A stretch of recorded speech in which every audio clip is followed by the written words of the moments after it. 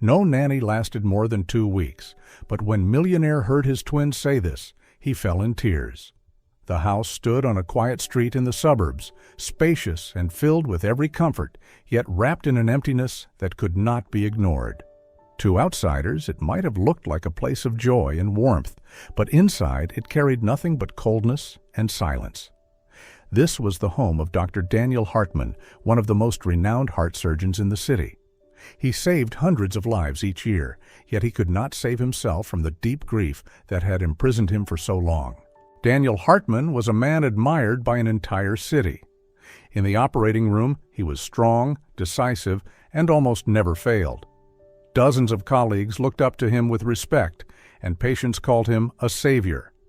But when the surgical lights dimmed and Daniel returned to his home, what awaited him was nothing but silence stretching into eternity. Since his wife's death, he had tried to escape grief by working endlessly. Every surgery, every night shift was like a dose of anesthesia, numbing him from the weight of loss. Yet the truth was, he had never faced his pain. He only buried it beneath schedules, reports, and emergency cases. And in that endless busyness, his 2 little girls slowly became strangers in his own life. Emma and Clara, once his greatest joy, now lived only in memory. Daniel could not bear to look into their eyes, for there he saw the shadow of his late wife. He avoided them by leaving the house at dawn and returning after they were asleep. The brief encounters were reduced to hurried nods, forced smiles, or empty questions. The house, as a result, resembled a hospital without patients. Everything was perfect, clean, and orderly, but utterly soulless. White walls stood witness as the 2 little girls sat by the window staring at the road, waiting for something that would never come. Toys lay untouched, laughter never echoed, and emptiness filled every corner. No matter how skilled, nannies soon found themselves drained. Emma and Clara refused to cooperate, not by misbehaving, but by withdrawing. They remained silent, closed off, and their sorrowful eyes made anyone feel helpless. Many left in tears, not because the children were difficult, but because they felt powerless to bring warmth into this house. Daniel knew all of this. He heard reports from the housekeeper. He noticed the changes in his daughters, yet he pretended not to. He convinced himself that money, a grand home, and a secured future were enough. He did not see that the absence of love was the deepest wound, and so the house remained trapped in heavy silence. Each night Daniel walked the long halls, hearing only the echo of his own footsteps before closing the door to his study. On the other side, Emma and Clara fell asleep in each other's arms, learning to live without the comfort of their father's embrace. Inside that vast home, only 3 souls remained, each confined to their own world, separated by invisible walls of grief. After the last nanny left in tears, the atmosphere inside the Hartman home grew even heavier. The housekeeper, who had witnessed the cycle for years, knew that if things continued this way, Emma and Clara would only withdraw further. Though Daniel never asked about it, she quietly searched for a new solution. One afternoon, while reviewing the remaining candidates, she came across Sofia's file, a former preschool teacher who had left her job because of her pregnancy. At first, hiring a young woman expecting a child herself to care for 2 fragile little girls seemed almost impossible. But during a brief meeting, there was something in Sofia's sincere eyes that made the housekeeper nod in agreement. Daniel barely reacted. When told someone new would arrive, he muttered only one short sentence. "Fine, as long as she doesn't disturb me." To him, Sofia was just another name in the long list of people destined to leave. That morning began like any other in the Hartman house. Daniel had already left early, leaving behind the usual emptiness. But for those who remained, it was the day a new face arrived. The heavy wooden doors opened, and Sofia stepped inside. She carried a small suitcase, moved with quiet composure, and radiated a warmth that could not easily be explained. Sofia was unlike the nannies before her, who often arrived with tense eyes or nervous expressions. She was younger than most, in her early 30s, and her slightly rounded belly was proof of a small life growing within her. From the very first glance, the staff knew she was different. It wasn't just her simple clothing or the gentle smile on her lips. It was the way she did not seem overwhelmed by the coldness of the house. Others often tried to fill the silence with chatter, to appear busy, or to present long lists of plans to manage the twins. But Sofia did none of that. When the housekeeper introduced her to Emma and Clara, the girls were curled up in the corner of the playroom, unwilling to even lift their heads. Most nannies would start with commands, "Say hello," or "Come here." But Sofia simply sat down on the rug, set her bag beside her, and opened a picture book. At first, the girls only stole quick glances, pretending not to care. But Sofia's voice was warm and steady, unlike the cold footsteps that usually filled the house. Emma tilted her head, watching a little longer. Clara slowly lowered her doll and inched closer. Sofia never looked up, never rushed them. She simply turned another page. When she read a part where a character did something silly, Clara giggled. Emma glanced at her sister, then scooted closer too, eager to see the pictures. Sofia kept her tone calm, as though their attention was the most natural thing in the world. She didn't exaggerate praise, nor did she act triumphant. By the end of the story, Emma was sitting right next to Sofia, her eyes fixed on the book. Clara leaned gently against her arm. Sofia closed the book with a quiet smile. "I'll read more tomorrow," she said. She placed the book on the little table, left open to the next page, and stood to leave. Not with pressure, not with expectation, just leaving behind a new kind of silence, lighter and filled with a hint of anticipation. The staff watched quietly, astonished. Never before had they seen Emma and Clara willingly move closer to a stranger within minutes. They realized Sofia did not see the girls as problems to solve. She was simply there, gentle, allowing trust to grow in its own time. In the days that followed, Sofia did not try to impose change. When Emma lined up her stuffed animals, Sofia sat nearby, occasionally adding a small bear to the row. When Clara stood by the window watching the rain, Sofia stood beside her in silence. The girls gradually opened up, sitting closer, listening longer. Daniel, meanwhile, remained indifferent. To him, Sofia was just another name on a long list. What he did not know was that from the morning Sofia arrived, Emma and Clara finally had a reason to look forward to tomorrow. And in that anticipation, something new had begun to take root in the house once ruled by silence. In the days that followed, the Hartman house began to shift in subtle ways. No one noticed at first, but the heavy atmosphere seemed a little lighter. And all of it traced back to Sofia's quiet patience. She never imposed strict rules or forced routines. Instead, she chose to accompany the girls through the smallest of moments. One morning, when Clara accidentally spilled a box of crayons, Sofia didn't frown or scold. She knelt down, handed each girl a small container, and said, "Let's see who can pick up the most colors." Emma hesitated, but Clara gave a shy smile. Soon both joined in, giggling when Sofia pretended to miscount so they could win. It was such a simple thing, yet for Emma and Clara, it was the first time they felt encouraged instead of corrected. Another day, Sofia stepped into the kitchen to prepare a snack. Instead of leaving it to the staff, she took out slices of bread and a jar of strawberry jam, then asked softly, "Would you like to help me?" Emma hesitated again, but Clara stepped forward first. Sofia handed her a spoon, letting her spread jam over the bread. The result was messy, uneven, but Sofia praised it warmly. "Oh, that looks delicious. I think the baby will love this smell." Emma's eyes widened at the mention of the baby. She quietly joined, asking to try. Soon the kitchen was filled with the sound of spoons clinking and quiet laughter. Sofia also used play to build bridges. In the living room, she spread a rug, and laid out wooden blocks. She didn't ask the girls to play, only started stacking them herself. Emma, curious, sat down and added a piece. Clara, watching her sister, scooted closer to place another.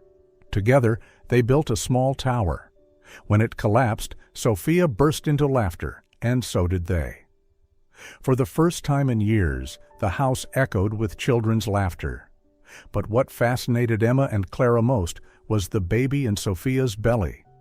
Each night before bed, they ran to her, gently pressing their little hands against her stomach.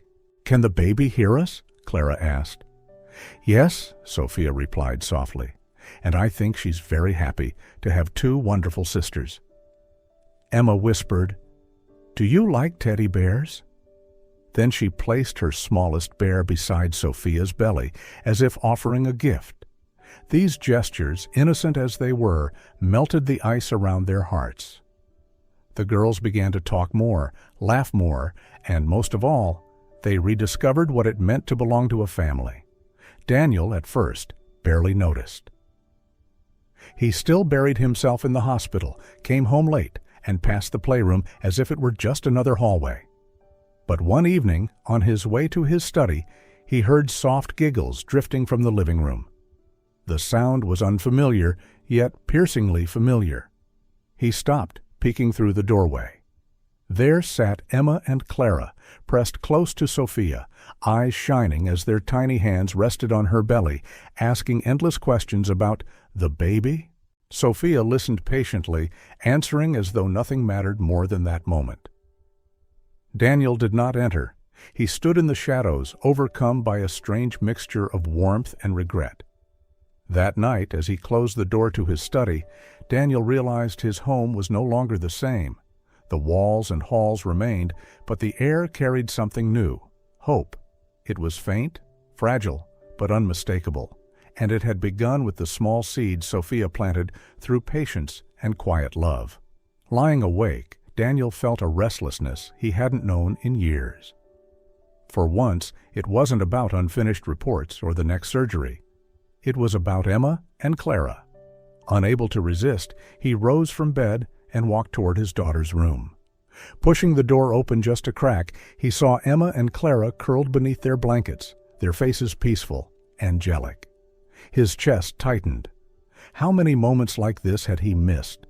Not wanting to wake them, Daniel closed the door gently and made his way downstairs. The heaviness inside urged him outside. In the garden, the scent of wet grass lingered in the cool night air. He wandered aimlessly until he noticed a figure. Sofia sat on a wooden swing beneath the old maple tree, her hands stroking her belly, lips moving softly as though whispering secrets to the child within. The sight made Daniel stop. For the first time, he didn't see her as merely the nanny. In front of him was a woman with her own story, fragile yet strong. He stepped closer, his voice low, almost hesitant. "Miss Sofia, may I talk with you?" She looked up, a little surprised, then nodded. Daniel sat on the stone bench across from her, silent for a moment before asking, "How did you manage to make Emma and Clara laugh like that?" Sofia smiled gently, her eyes warm. "There's no trick. I just stay beside them, so they know they're not invisible. Children only need to feel seen and loved." Daniel swallowed hard as though memorizing every word. Then, almost without thinking, another question slipped out. "And the baby's father?" The air grew heavy. The wind rustled the leaves. The swing creaked softly. Sofia was silent for a long while, her hands pressing against her belly, her gaze distant. At last her voice broke the stillness, thin but steady. "I was an orphan. I never knew what a family truly meant. No one ever held me and said I belonged. When I grew up, I found my first love, a simple, kind young man. We endured hardships together, shared meals, shared dreams. But when his career took off, everything changed. He left me to marry a wealthy woman." Daniel's fists clenched quietly. Sofia drew a deep breath, her voice trembling yet filled with resolve. "When I discovered I was pregnant, I promised myself I wouldn't tell him. I didn't want pity, nor did I want to beg for love. I am strong enough to raise this child on my own, and for the first time in my life, I feel I finally have a family." Aukti, silence cloaked the garden. Daniel looked at her and realized the woman before him wasn't just giving Emma and Clara a temporary sense of home. She was building, for herself and her child, the family she had never known. A long silence followed Sofia's confession. Only the rustle of leaves and the creak of the swing filled the night air. Daniel sat watching her calm face, though her eyes were still red. In her, he saw not just pain, but a rare strength, the very strength that had reached Emma and Clara and brought back their laughter. At last Daniel spoke, his voice low but firm. "Miss Sofia, please stay here without worry. I won't let you leave like all the others. And I want to thank you, truly. Because of you, Emma and Clara have learned how to smile again. You've given them something I couldn't." Sofia blinked softly. Her expression eased, and a gentle smile, tinged with surprise, appeared. She lowered her head and whispered, "Thank you. I've only done what my heart told me to do." Daniel looked down, his hands tightening, then slowly releasing, as though shedding a burden long carried. In that moment, he understood. Sofia's presence wasn't only transforming his daughters, it was quietly transforming him too. After that night in the quiet garden, Daniel returned to his room but couldn't sleep. Sofia's words echoed in his mind like a bell. He thought of Emma and Clara, their sparkling eyes as they wrote sister on Sofia's belly, the laughter he had missed for so many years. His heart, long consumed by work and grief, began to beat to a new rhythm. The next morning, instead of shutting himself away in his study, Daniel came down to the dining room early. When Emma and Clara walked in, they froze slightly, surprised to see their father already seated. Daniel forced a smile. "Good morning, girls." The sisters exchanged glances before mumbling a reply, but their eyes held a faint sparkle. During breakfast, Daniel clumsily placed eggs on Emma's plate and poured milk for Clara. His hands fumbled, spilling a few drops, making the girls giggle softly. That small laugh was enough to warm his chest. In the days that followed, Daniel practiced being present. When Emma drew, he leaned over, unsure how to compliment, but trying. When Clara struggled with a puzzle, he sat beside her, placing one piece into its spot. At first, the girls were shy, but slowly they began to show him their drawings or tug at his sleeve to sit closer. One afternoon, Daniel stumbled upon Emma and Clara playing Talk to the Baby. They whispered into Sofia's belly, asking if the baby liked cookies or if it was afraid of the dark. Standing at the doorway, Daniel's chest swelled. He stepped in awkwardly. "Could I join you?" Two little faces turned up, eyes shining. Emma nodded eagerly. Clara handed him a doll. For the first time in years, Daniel sat between his daughters, playing a silly, giggly game. From afar, Sofia watched silently, a soft smile touching her lips. She didn't interrupt. She let Daniel and the girls find each other again. In her eyes, the man once locked away was slowly learning to be a father, one small step at a time. He was still clumsy, often fumbling like a student learning from the beginning. Sometimes he upset Emma by mistake or forgot Clara's carefully made-up rules.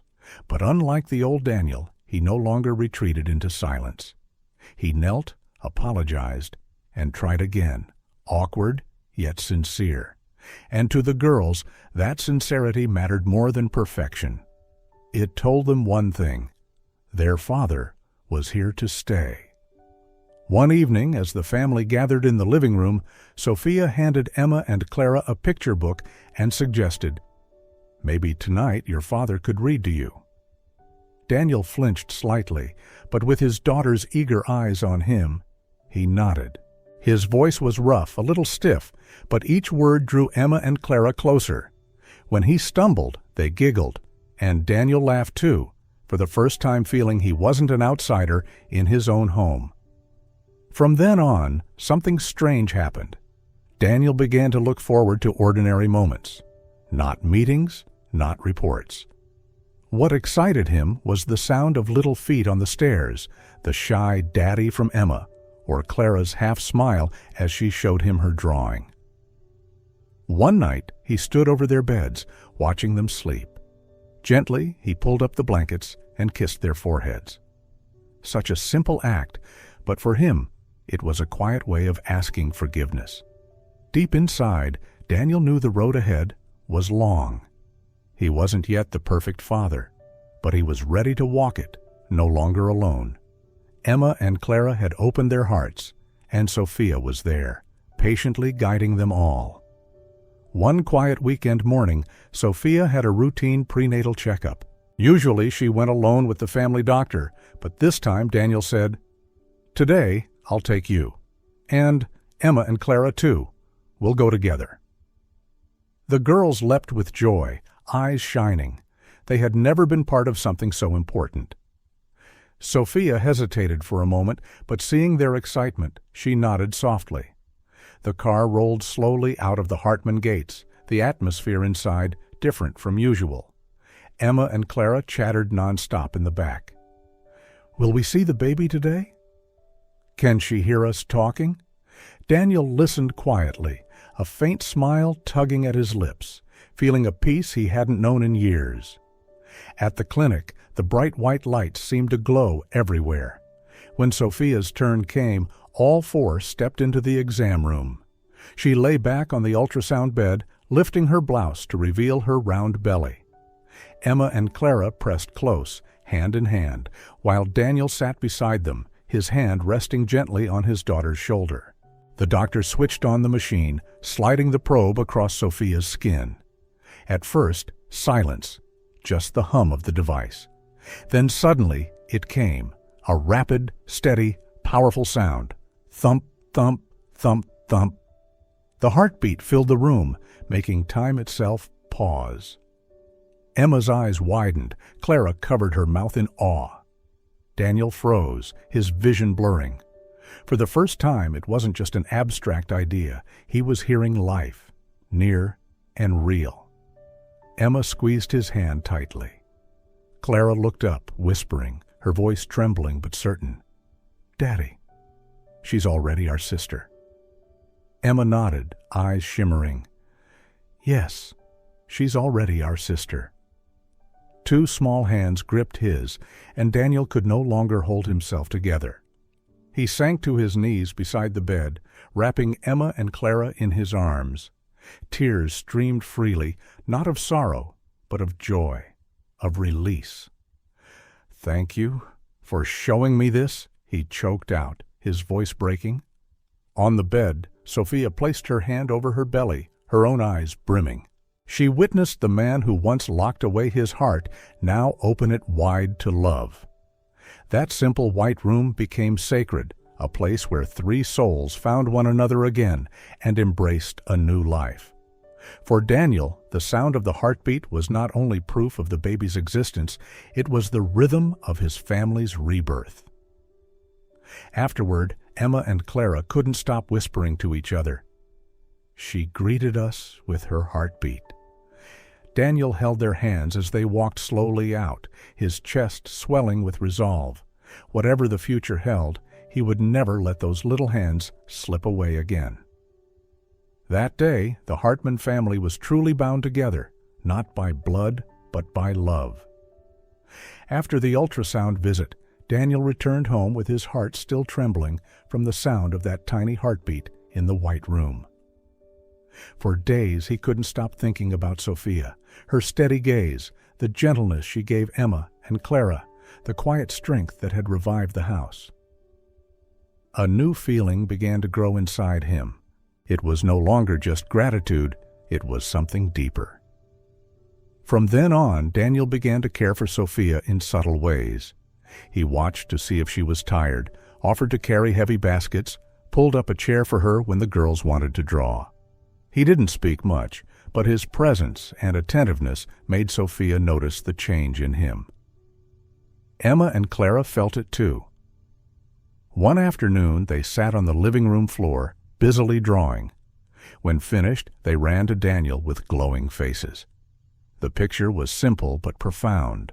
4 figures standing together: Daniel, Sofia, Emma, and Clara, and beside them a large circle representing the baby in Sofia's belly. At the bottom, in shaky, childlike letters, they had written, "Our family." Daniel held the drawing for a long time. His hands trembled slightly, his eyes fixed on the innocent lines. In that moment, he realized he was no longer the man he once was, lonely, distant, hiding from life. He was changing, and it was Sofia and the girls who had led him back into the light. The next afternoon, the garden glowed under golden sunlight. Sofia stood among the roses, watering them, droplets sparkling like diamonds. Daniel approached, his heart pounding like that of a young man. "Sofia," his voice wavered, "there's something I need to say." She looked up, startled by the seriousness in his eyes. He drew a deep breath and continued. "Since you walked into this house, everything has changed. Emma and Clara laugh again, and I found myself again, too. I don't want to lose this. I don't want to lose you." Sofia froze, the watering can tilting unnoticed in her hand.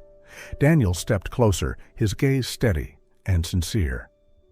"Stay here, not just as a caregiver, but as part of this family, as someone I want by my side forever."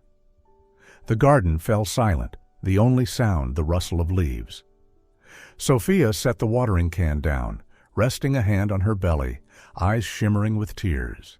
And in her gentle smile, she knew her heart had finally found its home. One early morning, before dawn had lifted the mist, Sofia knocked gently on Daniel's door. Her voice trembled. "Daniel, I think it's time." Daniel jolted awake. Before him stood Sofia, pale but steady, her hand pressed against her belly, her breath quick. Without hesitation, he called for the car. Emma and Clara, hearing the commotion, rushed from their room, eyes wide with fear. "What's happening, Daddy?" Clara asked. Daniel bent down, stroking their hair, his voice calm but firm. "The baby is coming. We're going to the hospital together."